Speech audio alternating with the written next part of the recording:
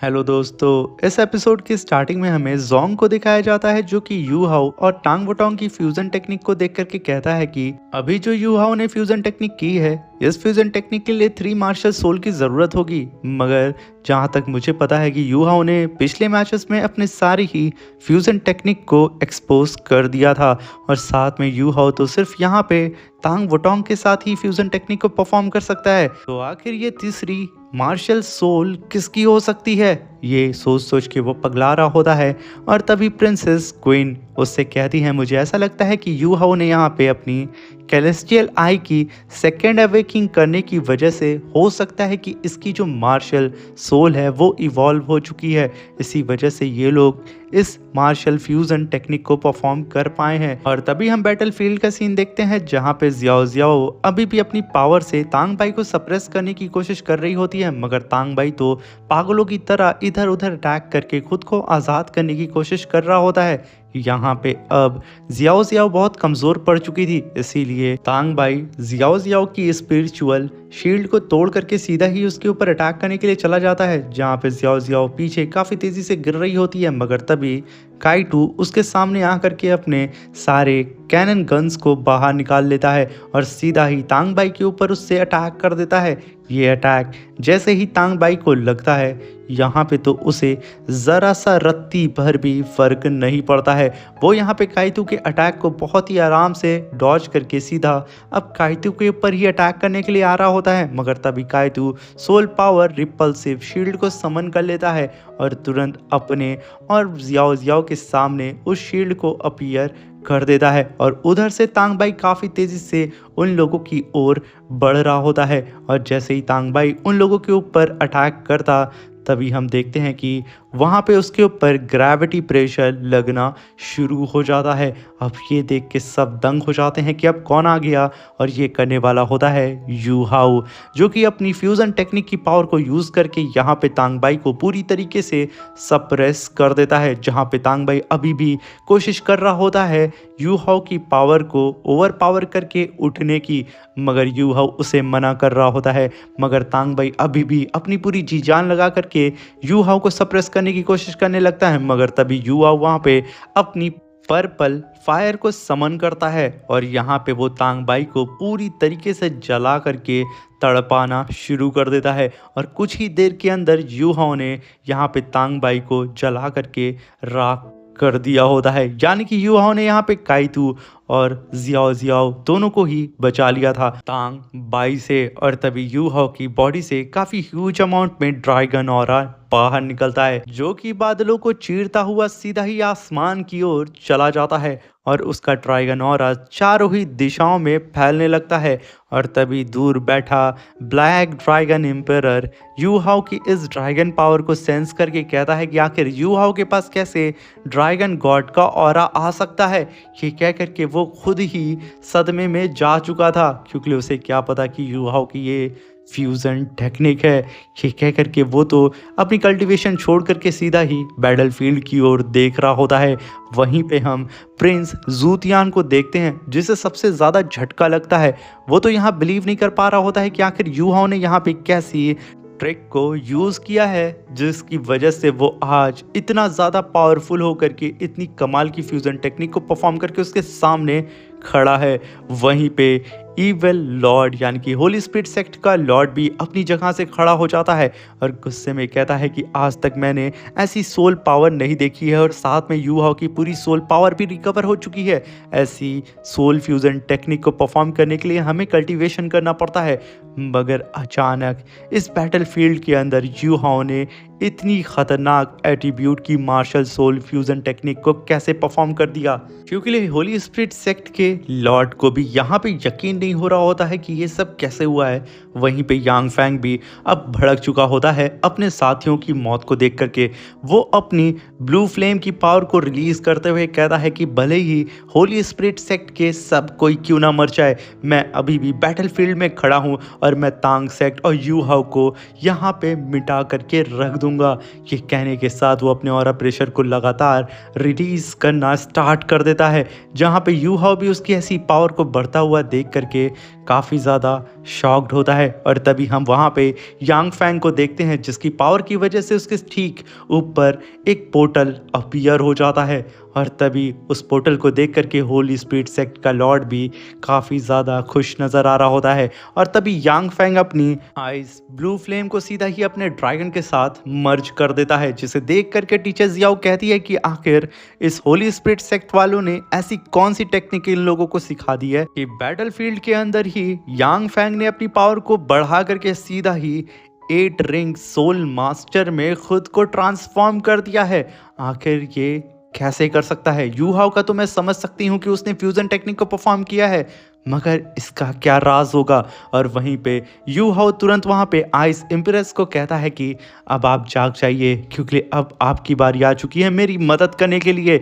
ये सुन करके ice impress भी तुरंत वहाँ पे जाग जाती है क्योंकि उसे भी ये पता चल चुका था कि यांग फैंग ने अपनी आइस ब्लू फ्लेम की पावर को अपने बोन ड्रैगन के साथ मर्ज कर दिया है। तभी हम रेफरी को देखते हैं जो कि यू हाउ की बढ़ती हुई पावर को देख करके कहता है कि यू हाउ और टांग वुटोंग जैसा कि अब ये दोनों ही फ्यूज हो चुके हैं तो ये दोनों की भी पावर 8 रिंग सोल मास्टर तक पहुंच चुकी है। और तभी रेफरी कहता है कि ऐसी सोल मास्टर कंपटीशन बीते हुए 10,000 सालों में मैंने कभी भी नहीं देखा है, जो कि आज मैं अपने सामने देख रहा हूँ। सच में ये कमाल की फ्यूज़न फाइट है। और वहीं पे प्रिंसेस क्वीन के पास एक आइस क्रिस्टल गिरता है। यहाँ पे यू हाउ और यांग फैंग की पावर से पूरी की पूरी आसपास की एयर फ्रीज होने लगती है और क्रिस्टल में ट्रांसफॉर्म होने लगती है। तभी यांग फैंग यू हाउ के ऊपर अपने ड्रैगन से अटैक कर देता है, मगर यू हाउ अपनी सिर्फ एक फिंगर से उसको एक ही जगह पे होल्ड करके रखा होता है। ये देख करके सबके यहाँ पे होश उड़ चुके होते हैं कि ये क्या हो रहा है, मगर तभी यांग फैंग अपनी पोंछ से यू हाउ को हिट करता है, मगर यू हाउ अपने एल्बो को आगे ला करके उसके इस हिट को होल्ड कर लेता है। और तभी यू हाउ भी उसकी तरफ आगे बढ़ता है, मगर तभी यांग फैंग लगातार मल्टीपल ब्लड अटैक सीधा यू हाउ के ऊपर कर रहा होता है। यू हाउ इधर उधर बच करके उन सारे ही ब्लड अटैक से बच रहा होता है। ये फाइट इतनी तेज होती है कि किसी को कुछ नजर नहीं आता है। वहीं पे यू हाउ काफी पावरफुल अटैक सीधा ही यांग फैंग के ऊपर कर देता है, जहां पे यांग फैंग अपनी डिवरिंग की पावर को यूज करके अपने ड्रैगन से यू हाउ के अटैक को होल्ड करता है और सीधा ही आसमान की ओर उसके अटैक को रिपल कर देता है। ये देख करके यू हाउ भी काफी ज्यादा शॉक्ड होता है क्योंकि यू हाउ का ये अटैक सच में बहुत खतरनाक होता है। मगर तभी यू हाउ यहाँ पे कॉम्बैक फाइट सीधा ही यांग फैंग से करने के लिए रेडी हो जाता है।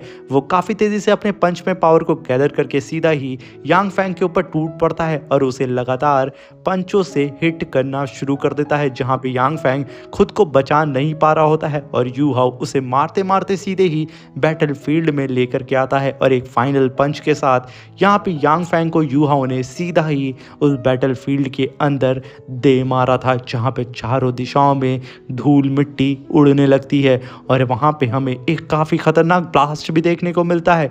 मगर तभी यांग फैंग फिर से खड़ा होता है और अपनी पावर को लगातार बढ़ाना शुरू कर देता है। वो गुस्से में आकर के अपनी आइस ब्लू फ्लेम की पावर इतनी हद तक बढ़ा देता है कि उसका ऑरा चारों ही दिशाओं में सिर्फ दिख रहा होता है। और तभी यांग फैंग अपनी बॉडी को पूरी तरीके से अपने बोन ड्रैगन से मर्ज करके एक जाइंट से फॉर्मेशन को अपीयर कर देता है। उस फॉर्मेशन को देख करके तुरंत आइस इम्प्रेस कहती है कि यू हाउ संभल करके। यहाँ पे यांग फैंग ने अपनी आइस ब्लू फ्लेम को पूरी तरीके से हमारी अल्टीमेट आइस के मुकाबले पावरफुल कर दिया है, इसलिए अगर हमें भी उसके अटैक हिट होते हैं तो हमें काफ़ी बड़ा नुकसान उठाना पड़ेगा। जहाँ पे यू हाउ भी पूरी तरीके से अब तैयार हो चुका था यांग फैंग से लड़ने के लिए, क्योंकि अब सच में ये फाइट और भी ज़्यादा खतरनाक होने वाली थी। वहीं पे यू हाउ तुरंत कई सारे मल्टीपल पोर्टल्स को समन कर लेता है और बिना वक्त ज़ाया किए यांग फैंग के ऊपर लगातार मल्टीपल अटैक करना शुरू कर देता है, जिसे देख करके यांग फैंग भी तुरंत अपने चारों तरफ एक डोमेन बना करके स्पिरिचुअल शील्ड को अपीयर कर देता है, जिसकी वजह से यू हाउ का सारा अटैक उस स्पिरिचुअल शील्ड की ऊपर लगते ही डिस्ट्रॉय हो जा रहा होता है। तभी यू हाउ यांग फैंग की इस बढ़ती हुई पावर को देख करके कहता है कि यान फैंग भी यहाँ पे ह्यूमन और नेचर की पावर को समझ चुका है, जिससे उसने भी यहाँ पे अपने बोन ड्रैगन के साथ फ्यूजन टेक्निक को परफॉर्म कर दिया है। इसी वजह से मेरे अटैक इसे हिट नहीं कर रहे हैं। यहाँ पे यू हाउ यान फैंग की तारीफ कर रहा होता है। वहीं पे यांग फैंग जो कि काफ़ी तेज़ी से यू हाओ की तरफ बढ़ रहा होता है अटैक करने के लिए। वहीं पे यू हाओ अपने सामने स्पिरिचुअल शील्ड ला करके तुरंत उसे वहीं पे ब्लॉक कर देता है और तभी हम वहाँ पे यू हाओ और तांग वुटोंग को देखते हैं जो कि तुरंत वहाँ पे स्नो गर्ल और आई एम्प्रेस को बाहर निकालते हैं।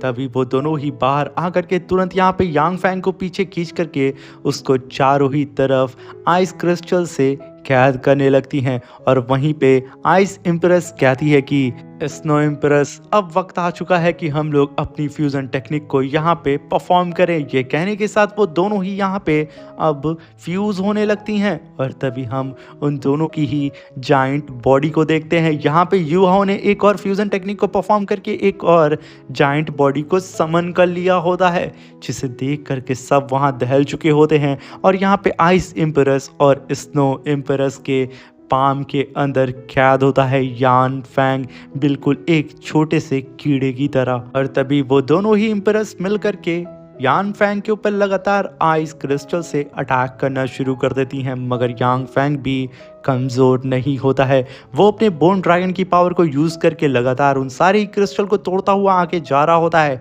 और वो चिल्ला करके यू हाओ से कहता है कि मेरा बोन ड्रैगन इतना भी कमज़ोर नहीं है। ये कहने के साथ वो सारे के सारे क्रिस्टल को एक ही बार में डिस्ट्रॉय करने के साथ साथ यू हाओ के इस जाइंट आइस फॉर्मेशन को भी डिस्ट्रॉय करने जा रहा होता है मगर तभी यू हाओ और टांग वोटोंग तुरंत अपनी फ्यूजन टेक्निक को परफॉर्म करके यहाँ पे यांग फैंग को कई सारे रिंग से कैप्चर कर लेती हैं मगर यांग फैंग तब भी अपने चारों तरफ स्पिरिचुअल शील्ड बना करके यू हाओ और तांग वोटोंग के अटैक को होल्ड कर लेता है और तुरंत वहाँ पे ब्लू फ्लेम टोर्नेडो को समन कर लेता है। उसका टोर्नेडो इतना खतरनाक होता है कि अब यू हाओ का जो फॉर्मेशन होता है वो ज़रा सा भी नहीं बचता है। यहाँ पे उस फॉर्मेशन से भी बड़ा यांग फैंग का टोर्नेडो होता है। तभी यांग फैंग उस टोर्नेडो को चीरता हुआ सीधे बाहर निकलता है और यू हाओ को निगलने के लिए अपना मुंह खोल देता है। वहीं पे यू हाओ उसके सामने खड़ा होता है मगर वो ज़रा सा भी हिलता नहीं है। वो मुस्कुरा करके अपने कई सारे वाइन्स को समन करता है और यहाँ पे अपने पास आने से पहले ही यांग फैंग को एक ही जगह पे होल्ड कर देता है मगर वो यहाँ पे यांग फैंग को नीचे खींच नहीं पा रहा होता है क्योंकि यांग फैंग सच में कमाल का पावरफुल कल्टीवेटर होता है। तभी यू हाओ इस सिचुएशन को देख करके अपनी सोल सी के अंदर से आइस इम्प्रेस और साथ में स्नो गर्ल को बाहर निकालता है। वो दोनों ही बाहर आ करके अपनी अपनी पावर को रिलीज करती हैं जहाँ पे स्नो गर्ल एक जाइंट से स्वॉर्ड को समन करती है और सीधा ही यांग फैंग के ऊपर दे मारती है जिसकी वजह से यांग फैंग उस जाइंट स्वॉर्ड की लगने की वजह से सीधा ही बैटलफील्ड के अंदर फ्रीज हो चुका होता है। वो यहाँ पे हिल भी नहीं पा रहा होता है। वहीं पे आइस इम्प्रेस लगातार कई सारे क्रिस्टल से उसके ऊपर अटैक कर रही होती है। अब बारी होती है यू हाओ की। यू हाओ तुरंत वहाँ पे एक जाइंट सी स्वॉर्ड को समन करता है जो स्वॉर्ड काफ़ी तेज़ी से बाहर निकल करके आ रही होती है और तभी स्नो गर्ल और आइस इम्प्रेस वो दोनों फिर से फ्यूज़ होना स्टार्ट हो जाते हैं क्योंकि इससे पहले ये दोनों जो फ्यूज़ हुए थे ऐसे यांग फैंग ने डिस्ट्रॉय कर दिया था। तभी वो दोनों ही उस जाइंट स्वॉर्ड को पकड़ती हैं और सीधा ही यांग फैंग के ऊपर दे मारती हैं। ये जाइंट सी स्वॉर्ड जैसे ही टकराती है यांग फैंग के ऊपर उसका बोन ड्रैगन पूरा जम सा गया होता है और एक खतरनाक ब्लास्ट के साथ वहाँ पे सब कुछ शांत होता है और यहाँ पे यांग फैंग जो कि ड्रैगन के फॉर्म में था वो तुरंत ह्यूमन के फॉर्म में आ चुका होता है और आइस इम्प्रेस और स्नो गर्ल वो दोनों ही यांग फैंग को अपने हाथ के अंदर कैप्चर की होती हैं। वहीं पे यू हाओ अपनी पावर को रिलीज करता है और अपनी सोल सी के अंदर रह रहे तीनों ही बीस्ट की पावर को यहाँ पे मर्ज करना शुरू कर देता है जहाँ पे वो तीनों ही बीस्ट अपनी अपनी पावर को सीधा ही यू हाओ की तरफ भेज रहे होते हैं और वो पावर सीधे ही यू हाओ की कैलेस्टियल आई में जा कर के मर्ज हो जाती है। और यू हाओ यहीं पे नहीं रुकता है क्योंकि यांग फैंग अभी भी हारा नहीं था। यू हाओ तुरंत वहाँ पे तांग वोटोंग वोंग और अपनी भी पावर को वहाँ पे मर्ज करना स्टार्ट कर देता है। यहाँ पे अब यू हाओ 6 फ्यूज़न टेक्निक को परफॉर्म करने वाला था और सच में यू हाओ इसे करने में कामयाब हो जाता है। तभी यू हाओ कहता है कि butterfly dance, dragon roar, purple golden extension in technique को परफॉर्म करते ही वो ढेर सारे पोर्टल्स को समन करता है और सीधा ही यांग फैंग जो कि स्नो गर्ल और आइस एम्प्रेस के हाथ पे था, उसके चारों तरफ पोर्टल अपीयर होते हैं और एक ही बार में यू हाओ सीधा ही यांग फैंग की ओर देखने लगता है। यहाँ पे यांग फैंग की तो हालत ख़राब हो चुकी थी और उसके ऊपर लगातार एक ही बार में कई सारे अटैक्स होने लगते हैं। वो तो सही तरीके से समझ नहीं पाता है कि अभी उसके साथ यहाँ पे क्या हुआ है। और तभी यू हाओ सीधा ही उड़ते हुए यांग फैंग के करीब जाता है और सीधा ही उसके चेस्ट के अंदर घुस कर के आर पार हो जाता है। यहाँ पे यांग फैंग यू हाओ की ऐसी टेरिफाइंग पावर को देख करके कहता है कि आखिर ये कौन सी ट्रिक है, इसका नाम क्या है। तभी यू हाओ मुस्कुराते हुए यांग फैंग से कहता है ये pride of two ice and snow emperors technique है। ये कहने के साथ यू हाओ तुरंत अपनी पावर को वहाँ पे रिलीज़ करना स्टार्ट कर देता है और ये सीन सच में काफ़ी ज़्यादा खतरनाक नज़र आ रहा होता है, जहाँ पे यांग फैंग की बॉडी के अंदर कई सारे स्नो ब्लास्ट होना स्टार्ट हो जाते हैं। वो अब पूरी तरीके से हार चुका था और एक ही ब्लास्ट के साथ यहाँ पे यांग फैंग सीधा ही बैटलफील्ड में जा कर के धंस चुका था और वो इस मैच को हार चुका था। तभी यू हाओ और टांग वोटोंग तुरंत अपनी फ्यूज़न टेक्निक को ख़त्म करते हैं और यांग फैंग के सामने आके खड़े हो जाते हैं। वहीं पे यांग फैंग बड़ी ही मुश्किल से उठने की कोशिश करता है और तभी रेफरी यू हाओ और टांग वोटोंग की इस लास्ट अटैक को देख करके कहता है कि यू हाओ और टांग वोटोंग ने यहाँ पे जो ये लास्ट अटैक किया था, ये लास्ट अटैक की पावर इतनी ज़्यादा थी कि अगर कोई टाइटल लेवल का दावलाओ भी आ जाता तो वो भी इस अटैक में सरवाइव नहीं कर पाता। यू हाओ और टांग वोटोंग ने अगर अपनी पावर को कम ना किया होता तो शायद आज यांग फैंग यहाँ मारा जाता। तभी यू हाओ यांग फैंग की ओर देखता है, जहाँ पे यांग फैंग खड़े होकर यू हाओ और टांग वोटोंग से कहता है कि तुम लोग मुझे मार दो, मैं इस कॉम्पिटिशन को हार चुका हूँ। ये कहने के साथ वो काफ़ी उदास होता है, मगर तभी वहाँ पे यू हाओ यांग फैंग से कहता है कि यांग फैंग, अगर मेरे पास और टांग वोटोंग के पास हमारी मार्शल फ्यूज़न टेक्निक ना होती तो हम दोनों ही तुम्हारे अपोनेंट कभी भी नहीं थे।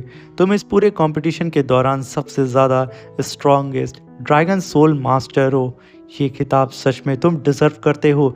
मगर यहाँ पे यांग फैंग को तो कुछ यकीन ही नहीं हो रहा होता है कि यू हाओ उसकी तारीफ़ कर रहा होता है। यहाँ तक कि रेफरी भी एकदम दंग हो चुका था। मगर तभी यू हाओ कहता है कि यांग फैंग, जैसा कि तुम्हारे पास बोन ड्रैगन मार्शल सोल है, इसलिए मैं कभी भी तुम्हारी जान लेना नहीं चाहूँगा, क्योंकि लिए बोन ड्रैगन मार्शल सोल के तुम आखिरी वारिस हो। तुम जानते हो ना कि तुम्हें अपने सीनियर के प्राइड को बरकरार रखना होगा, सीनियर गू दाओलाओ की। और तभी टांग वोटोंग कहती है कि यांग फैंग, भले ही सीनियर गू दाओलाओ को मरे हुए 10,000 साल हो चुके हैं, मगर उनके बारे में यहाँ पे सबको पता है कि किस तरीके से उन्होंने इवल्स के खिलाफ फाइट लड़ी थी। और तुम उनके वंशज हो, तो आखिर तुम कैसे होली स्पिरिट सेक्ट वालों के साथ मिल सकते हो? क्या तुम्हें अपने सीनियर की ज़रा सा भी फिक्र नहीं है? तभी यांग फैंग जहाँ पे उठ रहा था, उसका मास्क उसके मुंह से गिर जाता है और तभी वो वहाँ पे रोना शुरू कर देता है और अपने सीनियर गू दाओलाओ को याद करते हुए कहता है कि टांग वोटोंग, तुम सच बोल रही हो, मैं इस बोन ड्रैगन मार्शल सोल के लायक नहीं हूँ। आखिर मैं अपने सीनियर्स की प्राइड को कैसे भूल सकता हूँ? मैंने इतनी बड़ी गलती कैसे कर दी? ये कहने के साथ वो वहाँ पे ज़ोर ज़ोर से हंसना शुरू कर देता है और तभी वो यू हाओ की ओर रोते हुए देखता है और कहता है कि मैं इस मार्शल सोल को डिज़र्व नहीं करता हूँ। ये कहते ही वो अपने हाथ में एक एनर्जी अटैक जनरेट करता है और सीधा ही अपने मेरिडियंस को हिट करता है, जिसकी वजह से उसकी बोन ड्रैगन मार्शल सोल पूरी तरीके से डिस्ट्रॉय हो जाती है और पूरे अरीना में सन्नाटा सा छा चुका होता है। ख़ास तौर से होली स्पिरिट सेक्ट का लॉर्ड, वो तो खड़ा होकर के कहता है कि आखिर यांग फैंग, तुमने ये सबसे बड़ी बेवकूफ़ी कैसे कर दी? तुम अपनी मार्शल सोल को कैसे डिस्ट्रॉय कर सकते हो? तुम अपने टीचर के प्राइड को कैसे यहाँ पे बर्बाद कर सकते हो? मगर तभी हम यान फैंग को देखते हैं, जो कि मुड़ करके सीधा यू हाओ और उसकी टीम को बाय बोल करके वहाँ से जाने लगता है और कहता है कि मैं अब अपने सीनियर्स के रास्ते पे चलूँगा। तभी हम यू हाओ की पूरी टीम को देखते हैं, जो कि धीरे धीरे करके वहाँ पे खड़ी होने की कोशिश कर रही होती है। वहाँ पे सबकी हालत ख़राब हो चुकी थी और तभी रेफरी तुरंत बैटलफील्ड में आकर के अनाउंस करता है कि होली स्पिरिट सेक्ट के चारों ही कल्टीवेटर अब फाइट करने के लायक नहीं हैं, इसलिए इस सेमीफाइनल का विनर है तांग सेक्ट। तांग सेक्ट का नाम सुन करके जितनी भी ऑडियंस होती है वो सब के सब चीयर अप करना शुरू कर देते हैं और चारों ही दिशाओं में तांग सेक्ट का नाम गूंज रहा होता है। सब के सब खड़े होकर के तांग सेक्ट की इस खतरनाक फाइट को देख करके उनके लिए तालियां बजा रहे होते हैं, जहां पे तांग सेक्ट के सारे मेंबर बैटलफील्ड में खड़े होते हैं। और इसी के साथ हमारा ये शानदार सा एपिसोड ख़त्म हो जाता है। मेरे प्यारे दोस्तों, मैं आप सबसे विनती करता हूं कि प्लीज़ मेरे चैनल को लाइक शेयर सब्सक्राइब करके हमें सपोर्ट ज़रूर करिएगा। और ख़ास तौर से मेरे जिन व्यूवर्स ने मेरी पिछली वीडियो पे कमेंट किया था उन सबको तहे दिल से धन्यवाद। और मेरे नए व्यूवर्स, आप भी इसी तरीके से कमेंट कर सकते हैं। मैं आपके कमेंट का स्क्रीनशॉट लेके अपनी नेक्स्ट वीडियो में ज़रूर शो करूँगा। और साथ में आप लोगों को मेरी ये एक्सप्लेनेशन कैसी लगी कमेंट बॉक्स में हमें ज़रूर बताइएगा। और मेरे प्यारे से 82% व्यूअर्स हैं जो कि मेरी वीडियो को देख तो रहे हैं मगर अभी तक चैनल को सब्सक्राइब नहीं किए हैं, प्लीज़ मेरे प्यारे भाइयों चैनल को सब्सक्राइब करके 10 के सब्सक्राइबर को जल्द से जल्द कंप्लीट कर दें। और साथ में मेरे कुछ व्यूअर्स थे जो चाहते थे कि मैं उनका नाम लूँ, जैसे कि अरमान, इमरान, मीज़ू राम, सैफ़ी उमर, मनप्रीत सिंह, अविनाश, अमन सिंह। मेरे प्यारे दोस्तों, अब मिलते हैं नेक्स्ट एपिसोड में।